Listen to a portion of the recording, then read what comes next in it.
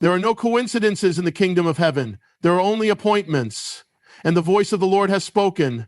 Chosen one, prepare for the 5th of May, not tomorrow, not someday, but the 5th of May, the day appointed, the day sealed. For what is coming is not ordinary, and you were not chosen for ordinary. Before the foundations of the world were laid, before the first star was hung in the heavens, God had already set in motion the times and seasons of destiny. He is not a God of chaos, but of divine order. He declares the end from the beginning, and every moment he ordains carries weight, carries intention, carries eternity wrapped in time. In the realm of the Spirit, there are no accidents, only appointments. Moments when heaven touches earth, moments when the natural is interrupted by the supernatural. Throughout Scripture, we see these divine appointments unfold with prophetic precision. Abraham stood at the threshold of Moriah on a specific day, not just to climb a mountain, but to meet the God who provides. Moses was not wandering in the wilderness when he encountered the burning bush. He was walking toward a moment appointed before he was even born. Israel did not leave Egypt on any random night, but on the night foretold, the night of the Passover, when the blood on the doorpost marked the beginning of a nation's deliverance. These appointments are not only for the prophets of old, they are for now, for the chosen, for those who have been set apart for such a time as this. The calendar of man ticks on with routine, but the calendar of heaven is alive with meaning. When God speaks a date, it is not a suggestion, it is a summons. A heavenly summons to attention, to awareness, to alignment. He moves in patterns, in cycles, in rhythms known only to those who listen. And when he says prepare, it is not to be taken lightly. It is not a word to be shelved or delayed. It is a signal, a trumpet blast in the Spirit. He does nothing without revealing it to his servants, the prophets. And when he marks a date, it is because something is about to shift, something is about to be birthed, something is about to be released that will affect everything that follows. The 5th of May is such a moment, not a coincidence. Not a number on a page, but a divine marker, a hinge in the unseen realm upon which a door swings open. And the ones he has chosen, the ones he is calling, must be ready to walk through that door, not in fear, not in doubt, but in full awareness that they were born for this very hour. There comes a time when the silence can no longer be tolerated, when the stillness begins to tremble with divine urgency. It is the moment when God begins to stir his people, when the voice that once whispered now thunders, a time when what was once tolerated in the darkness is exposed by the light, and the slumbering are shaken. The call to awakening is not gentle, it is disruptive. It comes like the cry at midnight, like the sudden blast of a trumpet in the stillness. It is the voice that pierces through the numbness of apathy, through the fog of distraction, through the chains of complacency. The Spirit of the Lord is crying out, not to the multitudes, but to the remnant, to the few whose ears have not been dulled, whose hearts still burn, whose eyes are still searching the heavens for signs. It is a call not just to open the eyes, but to see, not just to listen, but to discern, not just to wake, but to rise. For too long, many have walked as though asleep, living, but not alive, hearing sermons, but not hearing the voice, singing songs, but not entering the presence. It is not enough to be awake in body. God is calling for a spiritual awakening, a soul that is alert, a heart that is aflame. The times are urgent. The night is far spent and the day is at hand. The world is shifting. Foundations are trembling, and yet many continue as though nothing is changing. But the Spirit says otherwise. The shaking is not the enemy's doing. It is the Lord preparing his people. And the call is going forth, reaching deep into the bones, into the marrow, into the innermost places that have been asleep for far too long. There is no more time for delay, no more room for half measures. The watchmen must take their posts. The intercessors must lift their voices. The chosen must come out from among them and be separate. The call is personal. It will not come with thunder to all, but it will come with fire to the few. It will come in the early hours when no one else is watching, in the quiet moments when the world is still. It will come in the form of conviction, of restlessness, of holy discomfort. It will not let you go, because the Spirit of the Lord is relentless when he begins to stir the chosen.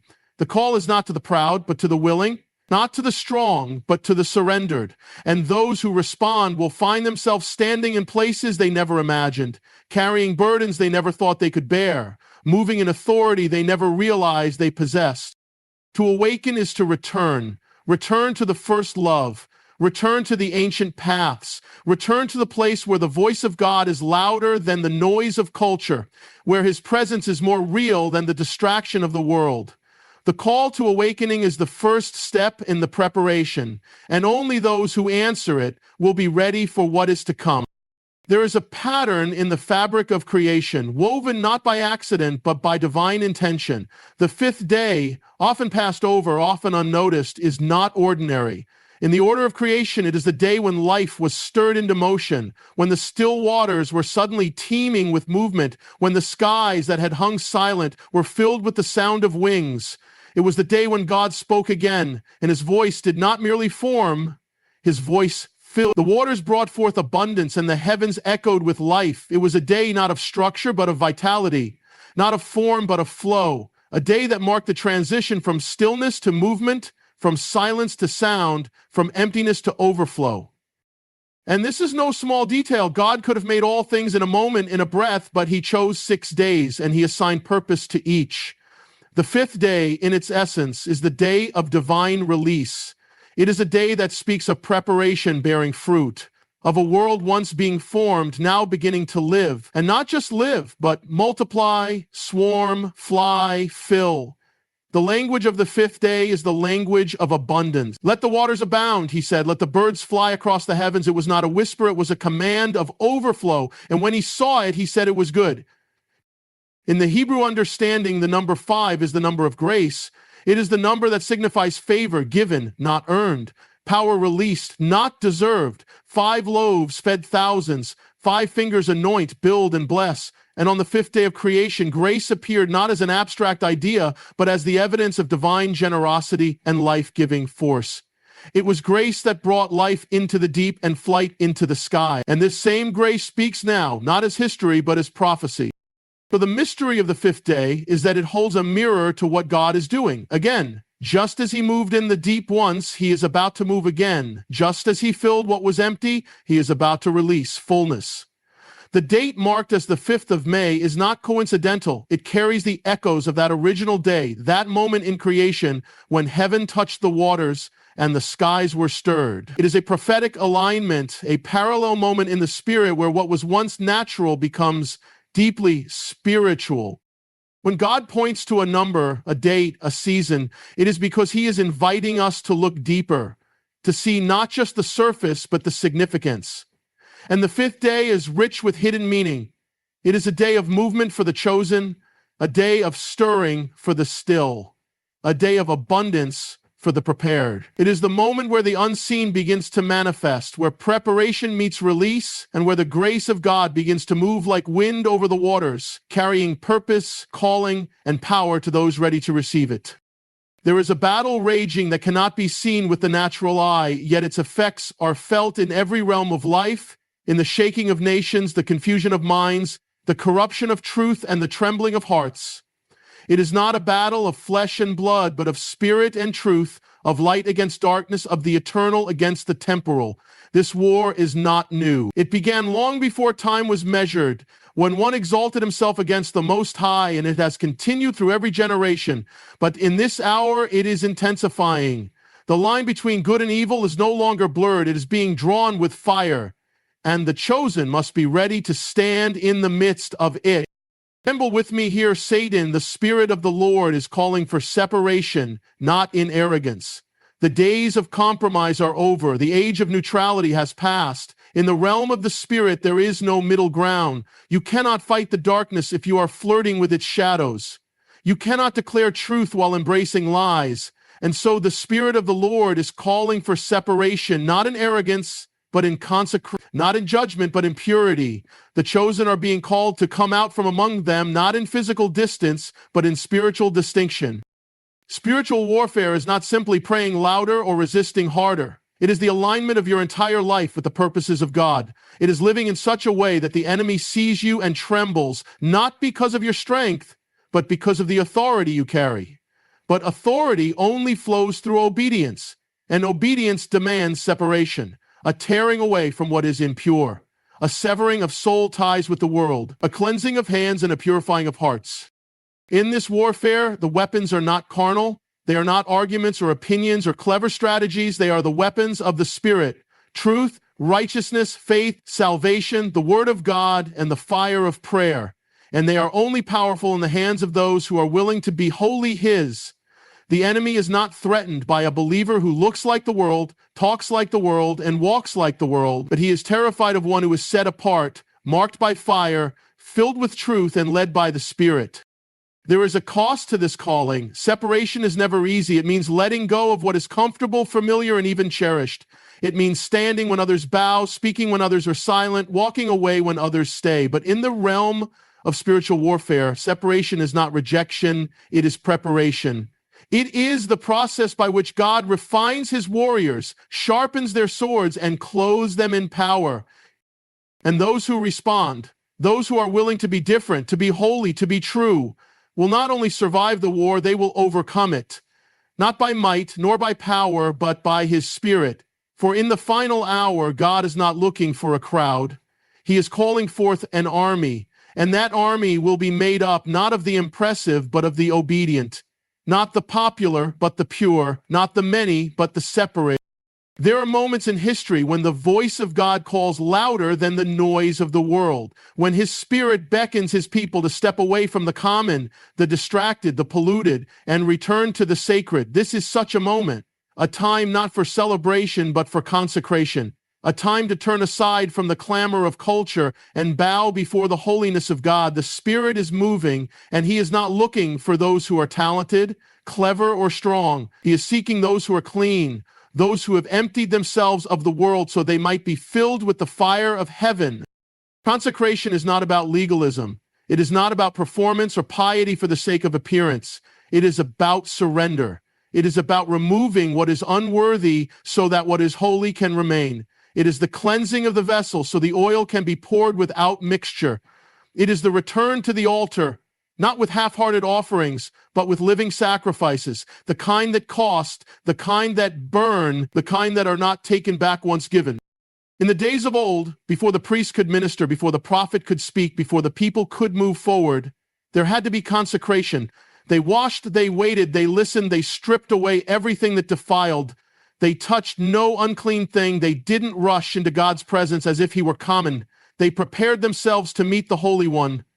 And so must we.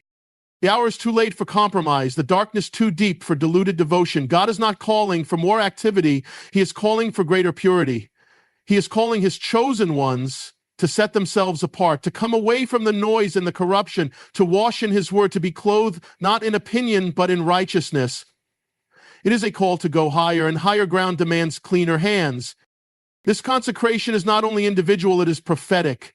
It is preparation for what is coming. Just as Israel consecrated themselves before crossing the Jordan, just as the disciples waited in the upper room before the outpouring of the Spirit, so now there must be a setting apart for the appointed time. For what God is about to release will not fall on the profane. It will not be poured into vessels still tied to Egypt. Isn't far-fetched. It will descend on those who have counted the cost, who have left the familiar, who have purified their hearts in the secret place. Consecration is the language of intimacy. It is saying to God, you can have all of me. No more divided heart, no more hidden sin, no more mixture. It is returning to the fire of first love, to holiness that is not shame-based, but spirit-born. It is a time when the chosen ones stop trying to fit in and start living, set apart, marked by the presence, distinguished by the fear of the Lord, and driven by the longing to please Him alone. For what is coming will not be sustained by charisma or crowds, but by consecrated hearts that tremble at His word. From the beginning, God has spoken through the mouth of His prophets, not vague words, not empty predictions, but declarations sealed in heaven and destined to manifest on earth. His word never returns void. What He speaks is not merely for comfort or curiosity, it is for fulfillment. Every prophecy is a seed sown into time, waiting for its appointed season to break forth. And when the season arrives, heaven and earth move in alignment to bring it to pass. We are now entering such a season, a time not of speculation, but of manifestation. A moment when what has long been foretold begins to unfold. Prophetic fulfillment does not come because man wills it or because the circumstances align by chance. It comes because God has already decreed it. His timing is perfect. His calendar is not subject to the chaos of the world. While kingdoms rise and fall, his word remains unshaken. What was spoken in the secret place, what was whispered to the faithful, what was recorded in scripture and sealed in vision, it is now being unlocked. The scrolls of heaven are opening and the events long hidden are coming into view. This is why the chosen must be awake, alert, and aligned, for fulfillment is not merely about observing what God does, it is about participating in it. When prophecy begins to manifest, those who are consecrated will recognize it, and they will move in step with the Spirit. They will not be surprised because they have been watching. They will not be shaken because they have been prepared. The fulfillment of prophecy is not only for the glory of God, it is also a signpost for his people, a call to readiness, a summons to obedience. What was once spoken over a generation, a nation, a remnant, those words are now approaching their hour of realization. The signs are not just increasing in frequency, they are converging.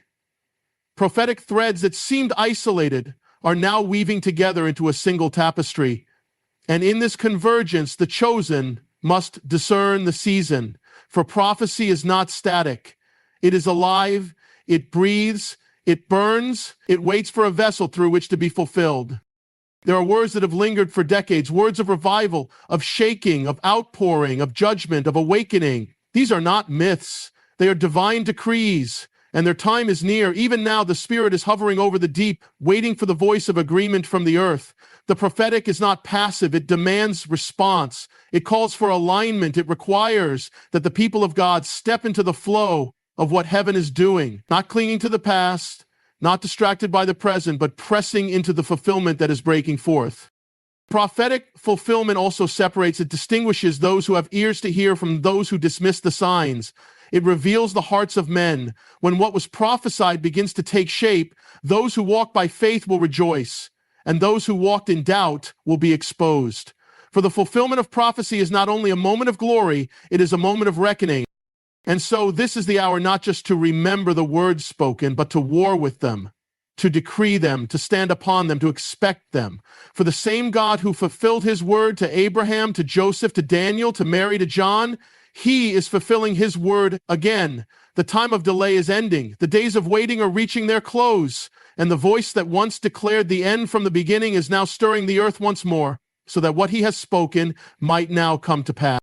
There has always been a remnant in every age of darkness, in every season of rebellion. When the multitude bowed to idols and truth was cast to the ground, there remained a people, small in number but mighty in spirit. They were not chosen by men, not lifted by the approval of crowds, but marked by God, set apart, hidden in caves, wandering the wilderness, yet carrying the fire that would not go out. The remnant has never been the majority, but they have always carried the weight of heaven's purpose. Now, once again, the Spirit is stirring the remnant. The call has gone forth, not to the famous, not to the polished, not to the ones seated in places of power, but to the faithful, those who have walked through the fire and did not bow, those who were overlooked by men but seen by God, those who wept in secret for a generation gone astray. They are rising, not with noise or spectacle, but with authority born in the secret place. This is not the rise of a movement, but of a people, not organized by man, but orchestrated by God. The remnant is not defined by appearance or platform, but by purity and obedience. They are those who have refused to be defiled by the world's compromise, who have not sold their birthright for comfort or applause. They walk in covenant, not convenience. They speak truth even when it costs them everything. They are the ones who, like Elijah, stood alone and still would not bow, like Jeremiah, wept for the sins of the people, like Esther, risked all for the sake of the call, like Daniel, refused to eat the king's food. They are those who carry the ancient fire in a modern age. This remnant has been in hiding, in waiting, in formation. The world did not see them, and the church often ignored them. But God was shaping them, refining them, preparing them for an hour when compromise would collapse and the counterfeit would fall. And now that hour has come, the shaking has begun, and in the shaking the true are being revealed. What was hidden is being uncovered, the lowly are being lifted, the humble are being empowered, the nameless are being anointed. The rise of the remnant is not for spectacle, it is for war. They rise not with pride, but with brokenness, not with self-promotion, but with a prophetic burden. They are watchmen on the wall, intercessors in the night, voices crying in the wilderness. They carry a different spirit. They are not swayed by trends or seduced by culture. They have been ruined for ordinary, marked by holiness, driven by eternity, possessed by the fear of the Lord. This remnant is multi-generational, young and old, sons and daughters, spiritual fathers and mothers. They span nations, races, languages, but they speak the same spirit-born language of truth and righteousness. They don't look alike on the outside, but they burn with the same fire on the inside. And though they may be scattered, they are connected by the unseen hand of God. Heaven knows their names.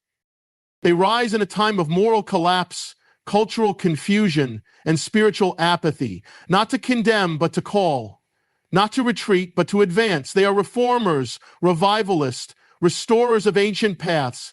They do not come in the spirit of entertainment, but in the spirit of Elijah, to turn hearts, to break down altars, to rebuild what was torn down. They are those who will not be silenced. They will not be bought. They will not be moved, for they have seen the King, and they carry his commission. And so, chosen one, hear the sound of the trumpet. This is not just a moment. It is a divine summons. The hour is late, the battle is fierce, and the purposes of heaven are unfolding before our eyes. The call is not for the complacent, but for the consecrated. Not for the many, but for the faithful few.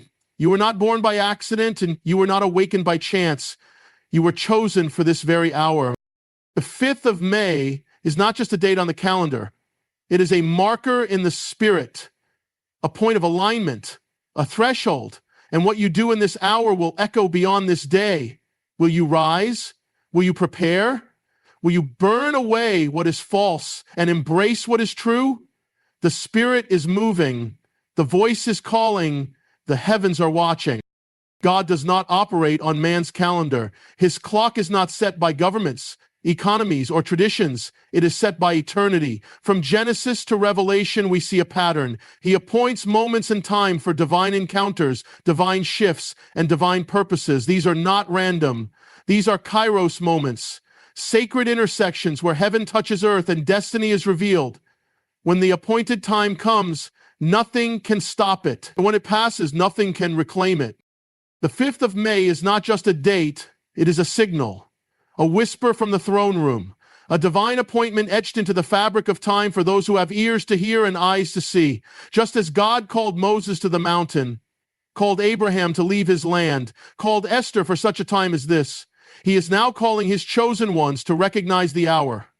It may look like any other day to the world, but in the spirit, it is a portal. When your anticipation at this threshold of life is done for the first time, and what is done or not done in this moment will determine what is unlocked in the days to come.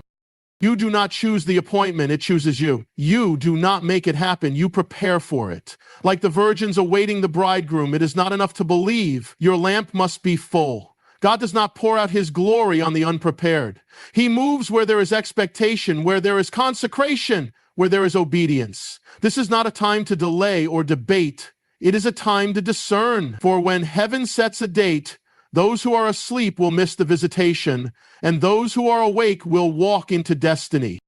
Let the remnant arise. Let the altars be rebuilt. Let the consecrated ones step forward. Let those who still believe that God speaks, that he moves, that he fulfills his word, stand firm. For what is coming will not be for the faint of heart, but for the fearless in faith. This is your moment, not to be swept away, but to stand, not to hide, but to shine, not to wonder if you're chosen, but to walk like you are. Thank you for opening your heart to receive this word.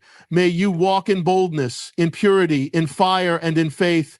May you be found ready when the divine appointment arrives. May the blessing of the Lord rest upon you, and may his Spirit lead you into all truth. God said, "Chosen one, prepare. For the 5th of May